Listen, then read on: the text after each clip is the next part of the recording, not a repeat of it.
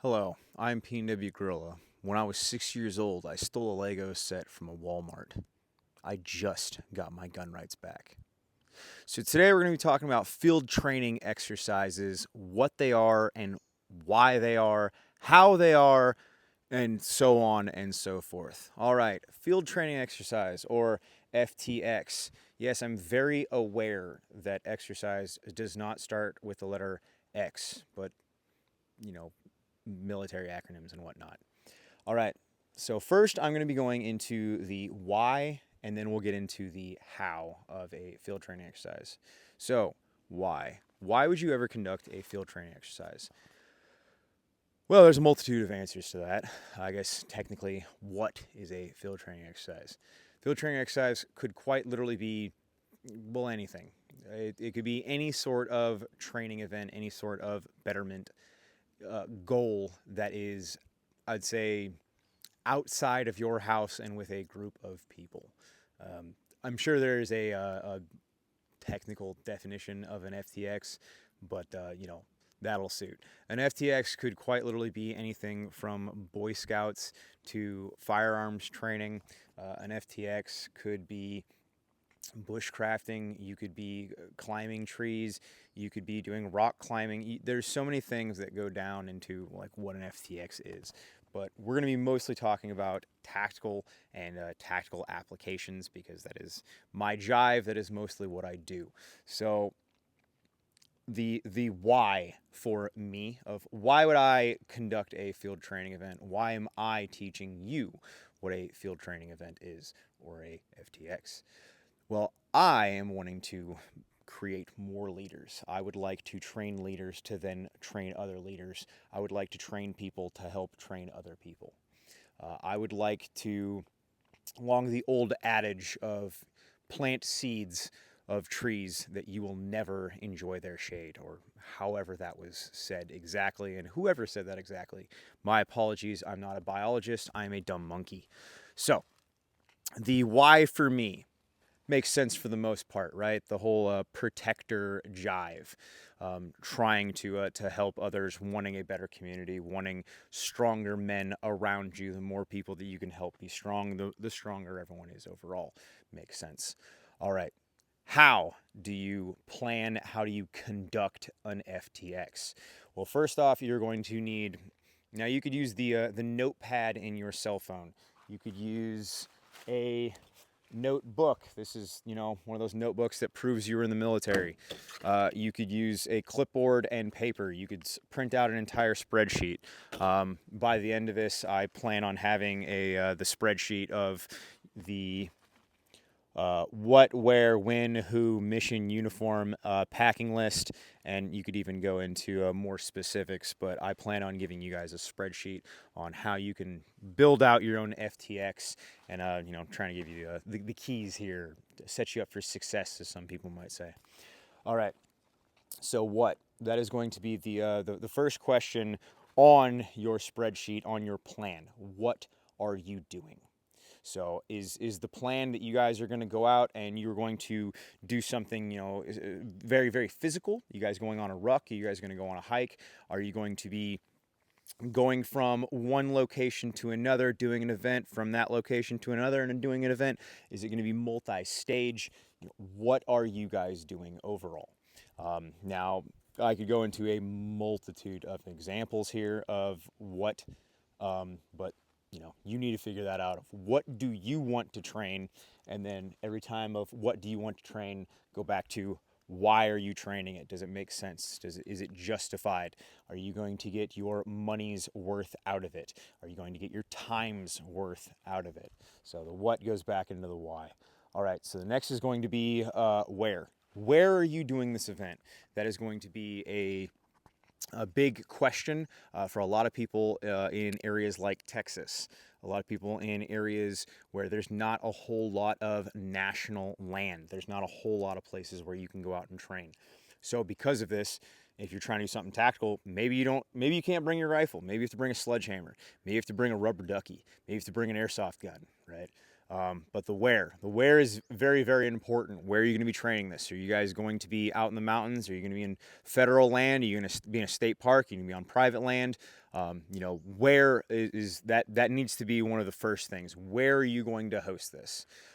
For me in the Pacific Northwest, it is very easy on the where because I have countless hiking areas around here. I have countless amounts of millions of acres of national land, of public land, millions of acres that you can just go fuck off into and never be seen again. It's actually estimated that there is a significant amount of Washington state that's never even been explored by people yet, which I think that's cool. But we're not going to go into PNW lore too much. All right, so the next is going to be the when. When are you guys going to do this? This is huge. The when is something that needs to be almost planned before the what and the where.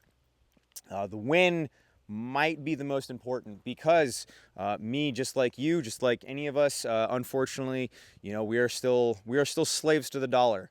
The vast majority of us are still wage slaves in one way or another. You might be a 9-to-5er, you might be an entrepreneur, but you're still a wage slave in some way or another. We're all trying to get that coin. That's one of the reasons that I'm selling military surplus. That's one of the reasons that I'm talking about military surplus so often. That's one of the reasons that I'm like, hey, look. This is going to be in this month's fuck bin. Last day of every month is a fuck bin for $14.99. You might get night vision. You might get a rifle upper. You might get trash. You might get gloves. You don't know. That was a perfect segue, and I'm really proud of myself for that segue. I just like everybody to know. That was great. Wasn't that good though? That was just like it just flowed. It just flowed.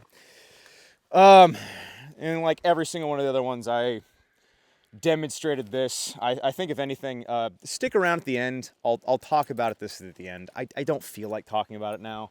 So if this video does wind up screwing up, which it probably will, I just don't feel like putting it back in the fucking bag again, because I've done it 7 times already today, and I'm just over it.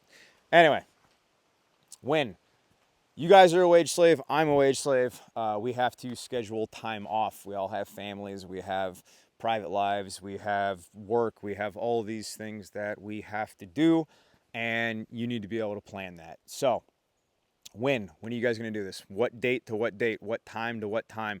Does it make sense? Are people going to be able to get off of work in time to get there on Friday night? Are you guys going to just go all throughout the night on Friday night and just bang it out? Try to knock out as much training as you can. Go from Friday night to Saturday night. That way, on Sunday, all the religious dudes are able to go to church, which that is something that you guys need to take into account for man, we're now getting into the nitty gritty of that. This will be for part 2. I'll save that for part 2. But field churches are based. Just getting that out there. All right. So once again, the when. When's very important. What time to what time? Who are you guys going to allow there? Is this going to be an internal group thing? Is this just friends? Is this friends and family? Is this something that you can post on social media? Are there going to be people there that are going to be non-vetted? Do you know everyone there? Can you trust everyone there with a firearm? The who is very important. It's who is allowed there. Is it your internal bubble? Are people there that are not on social media or don't want their faces on social media? Is there going to be people there that are working in jobs where they will get fired if they're doing any sort of tactical training? Doesn't matter if it's legal or illegal. The who, do you guys have any sort of vetting process for feds? Are you worried about feds? Are you doing anything that's like, sketchy-ish? Are you doing anything that they could try to play some fuck games, try to entrap you? Is that something that even worries you at all? For me, I just understand that, feds are probably interested in what I'm doing, and, I hope that they can fucking ruck, because statistically, or at least from what we've been told, most feds are fat, so LOL. I'll go on a run, by the way. Also do push-ups. I don't want to do push-ups right now. I already did push-ups for like multiple other videos, so I'm good on push-ups right now. I think I'm like 75, but which I'll have to do some more later, but I don't feel like it right now. All right, so next is going to be mission. What are you guys doing? what are you doing? What is the plan?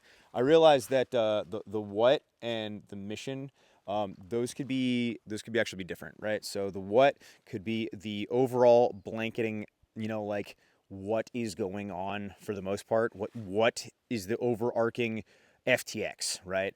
The overarching FTX is that we're trying to get dudes more trained up on infantry skills. All right. Well, what is the mission to get us to what? What mission do we need to do to get us better at infantry skills, or to get us better at land nav skills, get us better at bushcraft skills, so on and so forth and so on and so forth. Pistol skills, rifle skills. It could be static rifle. It could be moving with rifle. It could be moving with a team with a rifle. It could be getting out of a vehicle with a rifle.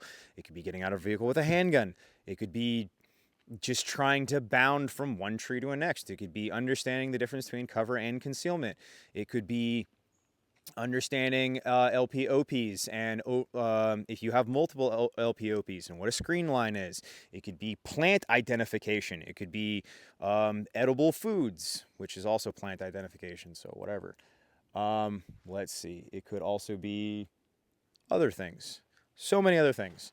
That just trying to give examples. All right, so that's the mission. Uniform. That's gonna be another thing. Do you guys care about uniform? Is there going to be some sort of uniform standard? Are you guys going to have it set where everyone needs to have, XYZ coat? Everyone needs to have, and this goes down a little bit more into the packing list. But are you guys going to be wearing Ranger Green or M81? Are you guys going to be wearing some desert camo? Are black t-shirts okay? Are black hoodies okay? Are you only permitted in one type of color because you're trying to blend into your region? Are you normie camping and you're trying to be as visible as possible? So you're asking everyone to actually be neon. Are you trying to blend in, or are you trying to hide, or train to hide? No, not whatever. So uniform. What are you wearing? Shoes, right? That's part of uniform. What are you guys wearing? What's the standard? Is this a wool socks kind of thing? Is this a short socks kind of thing? Is there a squirrel in this tree, or am I crazy? Maybe I'm crazy. No, there's definitely a squirrel in that tree. Okay, packing list. So now the packing list is going to be somewhat involved, and I highly, highly, highly, highly recommend going above and beyond and as specific as you can with the packing list. If you guys want, I can also throw in some packing lists that I've put together before. You guys are going to have a different packing list for pretty much every single thing that you're doing. There's going to be a significant amount of overlap.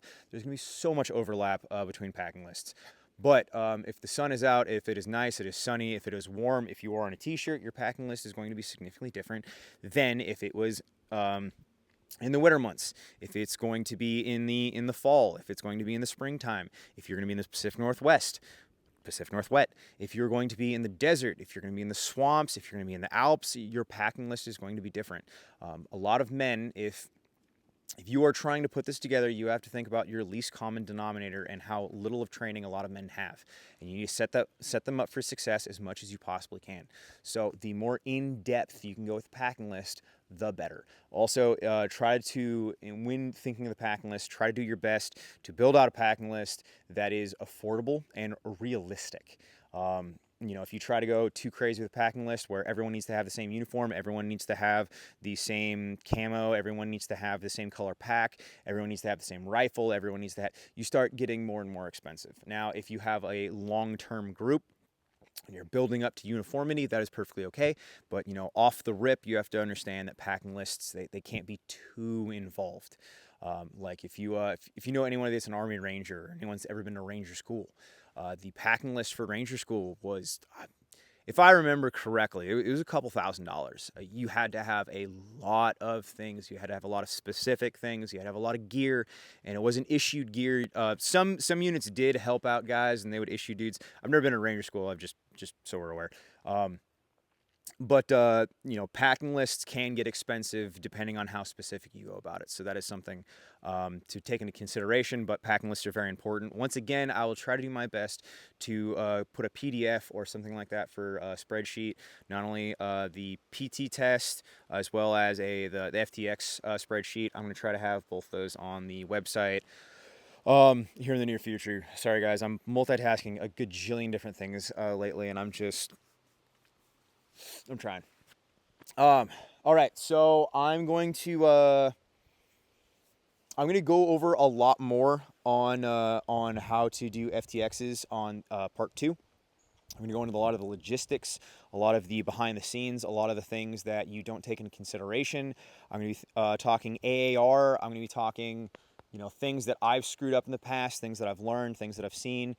Part 2 is going to be somewhat, part 2 is probably going to be longer than this one. This was trying to get down to the nitty gritty of just, what. And I realized, technically speaking, this entire post could have been a screenshot, and I probably just could have put this up on Twitter, and that's that. But I'm trying to make more involved content, and I'm trying to explain myself more clearly and more thorough on video to help a lot of you guys, because I know a lot of people are asking for more explanations on things. But yeah, pretty much the end of the video right now. I'm going to... So you can click off. It's been real. Appreciate you guys. ATS, buy military surplus. I'm going to get into this Katoma tent right now. So if you're interested, keep watching. I'm going to make sure that my... Okay, so we're still recording, 16 minutes. All right. So this is the Katoma Marine issue one-man bug net tent. I really, really enjoy this tent. I've been enjoying the Iguana one-man tent as well. That is the M81 tent. This is the FDE. So essentially, I have both now, and I'm going to keep both. And if I'm in more muddy and dirty and like in the muck of it, I take the FDE. And then if I'm in more green and more foliage, then I take the M81. Technically speaking, yes, I do realize that what matters more is the what cover you have over the top of it, what poncho or what tarp you have over it. But I have 2 of these, and I can interchange them, and I think interchanging gear is also really good. So all right, so this is it completely stored, and just like that, you have a tent. So quite literally, nothing goes into setting this up. Not only that, this is 7.2 feet tall, I believe. For reference, I am 5'10", so yeah. So I'm going to clip this to me right quick. I'm going to try to keep talking, because the last time that I stopped talking, the audio clipped out, and that's how I lost one of the takes of this video. Because apparently, if you're not talking long enough, I guess it just turns off. But yeah, so you got all 4 of the skeletal outer pieces right here. So you're gonna grab the centerpiece of your taco, bring it up to this hand. So now you've got kind of like a frog-shaped sort of guy, and you're gonna bring these in, try to fold all together like so. So you're gonna have, it's just one big old circle now. So I like to take my left hand, go a little bit higher, and take my right hand, go a little bit lower, and then I'm gonna push together. It's gonna make a figure 8 like that. So using my leg as support, I'm going to pull this in. Now usually if you had the retaining strap, this would clip on over it. All these little clips are for the Rainfly. That's unfortunately not included, which I also think is lame. I'm trying to get them in stock, but it is what it is. Oh, I forgot to show you guys where I repaired this. So, it's mesh net, so it does screw up on you, somewhat. This does rip pretty easily. Well, pretty easily. It was with an AK, but still. These patch kits were like super easy. I literally just applied it, and it stuck to and wouldn't come off, and I was like, oh, cool. Well, it's a really nifty solution. They also have instructions inside for your dumbass Marines. I love my Marines. Just nothing but love. Yeah. These are 130 bucks on the website. I really like them so far. It's lighter than a bivvy, and I can use this and use a tarp, and I can pretty much sleep damn near anywhere. With the Iguana ones, I've had them in the snow. I've had them in the rainstorm now. I've had them in the summer. I've been sleeping in the bug net tents for, in September, it'll be a year. So yeah, I like them a lot. And if you don't, cool. If you have complaints about them, or if there's anything, or if you think they're overpriced, you know, that's cool. I think they're great. Oh, there's one single negative to a bug net tent. And I'll go over that in the next video. One negative, but appreciate you guys. ATS.